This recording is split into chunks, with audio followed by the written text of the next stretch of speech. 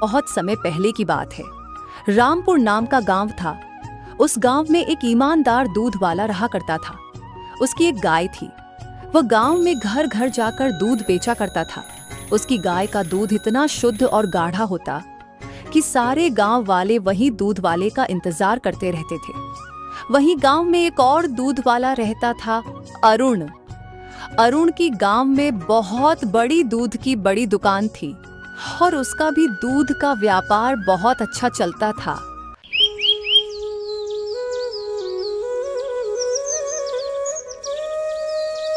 कुछ दिन बाद अंकित रीता से कहता है, रीता जल्दी से खाना लगा दो, मैं खाना खा के दूध बेचने जाऊंगा। आज तो बहुत जगह दूध देने जाना है। आज तो मैं बहुत लेट हो गया हूँ। ठीक है, आप जाइए, सारे ग्राहक आपका इंतजार कर रहे होंगे। फिर अंकित गांव में दूध बेचने चला जाता है। इस तरह अंकित पूरे गांव में आवाज लगते हुए दूध बेचता है। एक आदमी आता है और दूध वाला से कहता है, सुनो, मुझे आधा किलो दूध दे दो। मुझे माफ करना काका, आज दूध खत्म हो गया है। अब मैं शाम को दूध दे सकता हूँ। जब गाय दूध देगी तब मैं सबसे पहले आपका दूध पहुंचाऊंगा। ठीक है बेटा, तुम शाम को ही दूध दे देना, लेकिन थोड़ा जल्दी देना, मुझे दवाई दूध के साथ ही लेना है। ठीक है काका। अंकित का सारा दूध खत्म हो जाता है। सारा दूध बेचने के बाद अंकित अपने घर जाने लगता। तभी रास्ते में बहुत तेज बारिश शुरू हो जाती है। अंकित अपने दूध के केन के साथ एक पेड़ के नीचे खड़ा हो जाता है और बारिश के रुकने का इंतजार करने लगता है। थोड़ी देर बाद बारिश बंद हो जाती है और अंकित अपने घर के लिए निकल पड़ता है। फिर अंकित अपने घर आ जाता है। सुनिए जी, आज आपको घर आने में इतनी देर कैसे हो गई? बारिश इतनी तेज हो रही थी और रुकने का नाम नहीं, इसलिए इतनी देर हो गई। और बारिश के रुकने का इंतजार करते करते शाम हो गई। चलिए ठीक है, आप हाथ मुंह धो लीजिए, मैं आपके लिए खाना लगा देती हूँ। मैं आज थोड़ा थक गया हूँ, मैं थोड़ा आराम करता हूँ। तुम एक काम करना, गाय का दूध निकाल कर रखना। मैं थोड़ी देर बाद जाऊंगा। राघव काका को दूध देने हैं, उन्हें दूध दवाई के साथ खाना है। अच्छा फिर ठीक है, आप आराम करिए। ठीक है रीता, मैं दूध देने जा रहा हूँ, जल्दी ही आ जाऊंगा। ठीक है, ध्यान से जाइएगा। आते समय कुछ नाश्ता लेते आना। आज मुझे बहुत मन कर रहा कुछ स्वादिष्ट खाने का इस बारिश के मौसम में।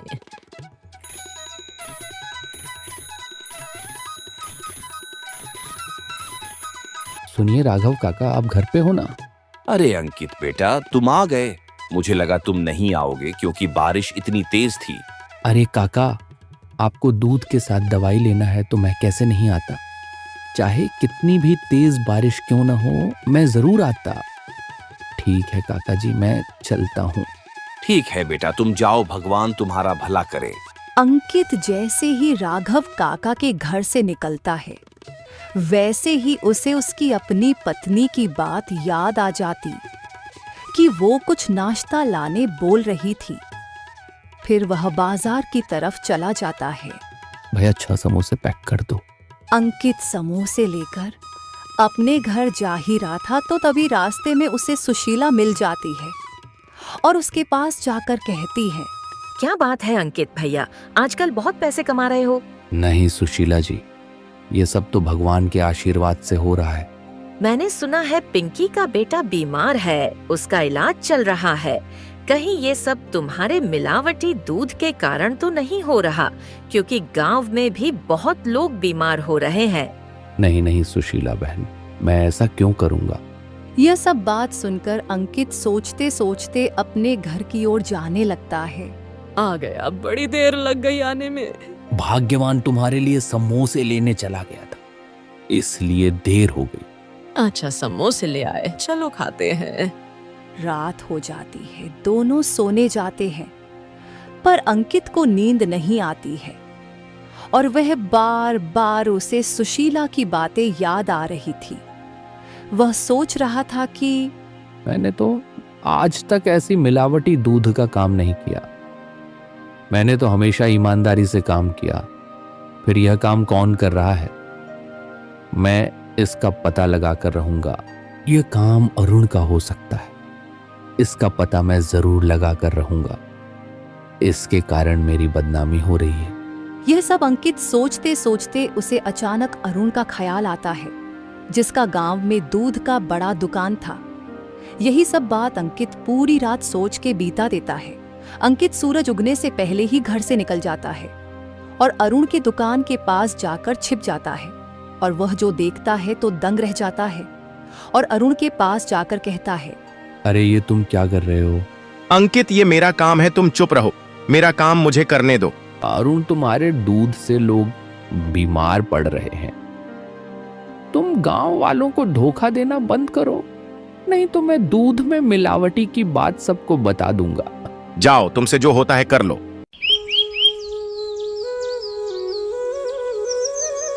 अंकित सुबह होने पर पंचायत बुलाता है और गांव वालों के सामने अरुण की सारी पोल खोल देता है। इस पर पंचायत अरुण को चेतावनी देती है और उसका दूध का व्यापार बंद करवा देती है। अरुण का दूध का व्यापार बंद हो जाती है। गांव में उसकी बहुत बदनामी होती है, इसलिए वह अपने कुछ बदमाश दोस्तों के साथ मिलकर सोहन से बदला लेने की योजना बनाता है। ए दूध वाले, तुमने जितने पैसे कमाए हो सब दे दो, वरना अच्छा नहीं होगा। आज मेरी कमाई नहीं हुई है। ठीक है, आज तुम्हें जाने दे रहा हूँ, अगली बार नहीं छोड़ूंगा।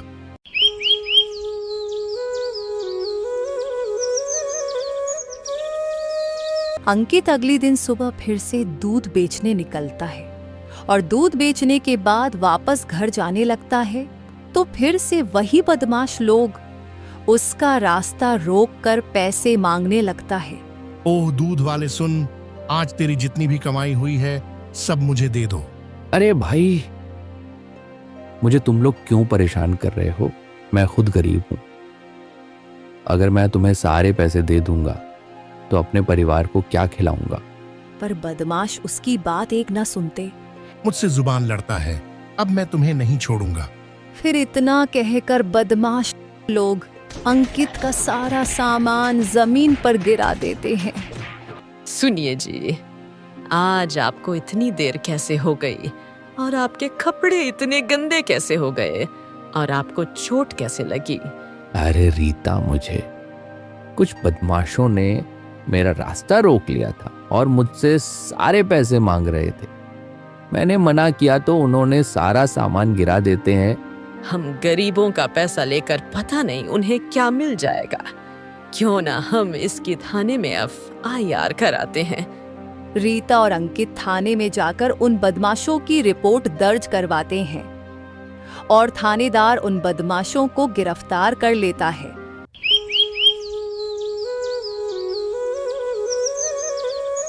कुछ दिन बाद अरुण थाने में आता है और थानेदार को बहुत सारे पैसे का लालच देता है, जिससे थानेदार का ईमान डगमगा जाता है और वो उन बदमाशों को छोड़ देता है। उस अंकित को इतना परेशान करो और उसे घर से बाहर निकाल दो। जेल से बाहर आने के बाद वे बदमाश गांव में जाकर लोगों से अंकित के घर का पता पूछते हैं और गांव वालों से उन्हें पता चलता है कि अंकित रामू काका के किराए के मकान में रहता है और फिर वे बदमाश रामू काका के घर पहुंच जाते हैं। सुनो मकान मालिक, वह अंकित तेरे मकान में रहता है ना, उसे शाम तक घर से बाहर निकल देना। अगर मैं जो बोल रहा हूं वो नहीं किया तो मैं तुम्हें और तेरे पूरे परिवार को साथ खत्म में कर दूंगा। रामू काका उन बदमाशों की धमकियों से डर जाते हैं और अंकित के घर जाते हैं। क्या बात है रामू काका, आज अचानक से मेरे घर कैसे आना हुआ? अरे वो अंकित, आज शाम तक ये मकान खाली कर देना। अगर नहीं किया तो मैं खुद आके तुम्हारा सारा सामान बाहर फेंक दूंगा। इतना कहकर रामू काका वहां से चले जाते हैं। हमने तो हर महीने का किराया दिया है और ये महीने का भी दे दिए, फिर भी रामू काका मकान खाली करने का क्यों कह रहे थे? आखिर हमने ऐसा क्या किया है? पता नहीं, भाग्यवान ऊपर वाला ही जाने। अरे तुम सब तो जेल में थे ना, फिर बाहर कैसे आ गए? भला किसकी इतनी हिम्मत जो मुझे अंदर रख सके? अच्छा, तो रामू काका ने तुम्हें मकान खाली करवाने के लिए बोला क्या? अरे सुने, ये बहुत ज्यादा बोल रहा है, इसके घर के सारे सामान को बाहर फेंक दो। इतना कहकर वे बदमाश अंकित और उसकी पत्नी के घर के सारे सामान को बाहर फेंक देते हैं। अंकित अपनी पत्नी को लेकर थोड़े से सामान के साथ घर से चला जाता है और उसे रास्ते में ही रात हो जाती है और पूरी रात उसे फुटपाथ पर ही सोकर बितानी पड़ती है।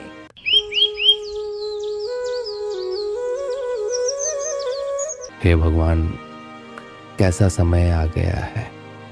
फुटपाथ पे सोना पड़ रहा है। चलो रीता, मैं गौ माता के खाने का कुछ जुगाड़ करता हूँ। इतना कहकर अंकित वहां से जा ही रहा होता है कि तभी वह देखता है सामने से बहुत तेज स्पीड में दौड़ती हुई एक गाड़ी आ रही थी और एक बच्चा रोड क्रॉस कर रहा है। अंकित अपनी जान की परवाह किए बिना उस बच्चे को बचाने के लिए दौड़ता है। अंकित को थोड़ी बहुत चोट तो आती है, लेकिन वह उस बच्चे को बचा लेता है। ये सब उस बच्चे के माता पिता देख रहे थे और वे दौड़कर अंकित के पास आते हैं। भैया, आपका बहुत बहुत शुक्रिया जो आपने मेरे बच्चे की जान बचाई, वरना पता नहीं मेरे बच्चे के साथ क्या हो जाता। इस बात के लिए मैं हमेशा आपकी आभारी रहूंगी। सब ऊपर वाले की कृपा है बहन जी। बस आप आगे से अपने बच्चे का अच्छे से ध्यान रखना। इतना कहकर अंकित वहां से चला जाता है और अपने परिवार के साथ आकर बैठ जाता है। ये सब उस बच्चे के माता पिता दूर खड़े खड़े देख रहे थे। वे अंकित के पास आते हैं और कहते हैं, क्या बात है भाई, तुम ऐसे फुटपाथ पे क्यों बैठे हो? तुम्हारा कोई घर नहीं है क्या? फिर अंकित और उसकी पत्नी अपने साथ जो हुआ उसके बारे में उन दोनों को बताते हैं, जिससे उन दोनों की अंकित और उसके परिवार के प्रति सहानुभूति बढ़ जाती है। आप बिल्कुल फिक्र मत करो मेरे भाई, मैं आपकी मदद करूंगा। फिर अंकित उस आदमी के साथ उस थाने में चला जाता है जहां उसने शिकायत दर्ज करवाई थी। अरे ये तो वही आदमी है जो उस दिन मेरे पास रिपोर्ट लिखवाने आया था, और आज ये डीजीपी सर के साथ कैसे? अरे डीजीपी सर, आपने आने का कष्ट क्यों किया? आप बस एक फोन कर देते तो हम खुद ही आ जाते। अरे आप आना जाना छोड़िए, अब मुझे ये बताइए, इस आदमी ने आपके पास से जिन बदमाशों की शिकायत दर्ज कराई थी, वो बदमाश अभी कहाँ है? सर उनको तो मैंने धमकी देकर छोड़ दिया कि वह आगे से ऐसा नहीं करें। क्या छोड़ दिया? क्या मतलब? मुझे लगता है तुमने पक्का रिश्वत ली होगी। सुनो, जल्दी से अरेस्ट करके लाओ उनको, वरना तुम्हारी नौकरी तो गई। डीजीपी सर की बातों से थानेदार और हवलदार डर जाते हैं और उन बदमाशों को तुरंत ही गिरफ्तार करके ले आते हैं। डीआईजी उन बदमाशों से पूछताछ करते हैं और वे सब कुछ सच सच बता देते हैं। अरे साहब, वह अरुण हमसे ये सब करवा रहा था और इस थानेदार ने हमसे रिश्वत भी ली थी। अच्छा, तो अरुण ये सब करवा रहा है। अभी जाओ और जल्दी उसे गिरफ्तार करके लाओ। और फिर अरुण को भी गिरफ्तार कर लिया जाता है। तुम लोगों ने इस बेचारे गरीब आदमी को बहुत परेशान किया है। इसका जितना भी नुकसान हुआ है उसकी अभी के अभी भरपाई करो। थानेदार को सस्पेंड कर दिया जाता है। अंकित का जितना भी नुकसान हुआ था उसकी भरपाई कर दी जाती है और अरुण को उसके किए की सजा मिल जाती है। आखिरकार अंकित को न्याय मिल चुका था। अंकित भाई, आपके नुकसान की भी भरपाई हो चुकी है, और ये लो, और उस बदमाशों को भी उसकी किए की सजा मिल गई है। अब आप आराम से रह सकते हो, अब कोई दिक्कत नहीं होगी। आपका बहुत बहुत धन्यवाद। अगर आप नहीं होते तो पता नहीं क्या होता। उन बदमाशों से छुटकारा मिल गया, वही काफी है। फिर सर वहां से चले जाते हैं। अंकित उन पैसों से दूध का एक छोटा सा व्यापार शुरू करता है। वह अपना खुद का अच्छा घर भी ले लेता है। इस तरह एक बार फिर से अंकित का व्यापार अच्छा चलने लगता है। तो दोस्तों, मेरी यह कहानी सुनने के लिए बहुत बहुत धन्यवाद। अगर आप मेरे चैनल पर नए हैं तो मेरे चैनल को सब्सक्राइब करना ना भूलें। कहानी को लाइक और कमेंट जरूर करें। आपकी एक लाइक से मेरे चैनल को ग्रो करने में सपोर्ट मिलेगा।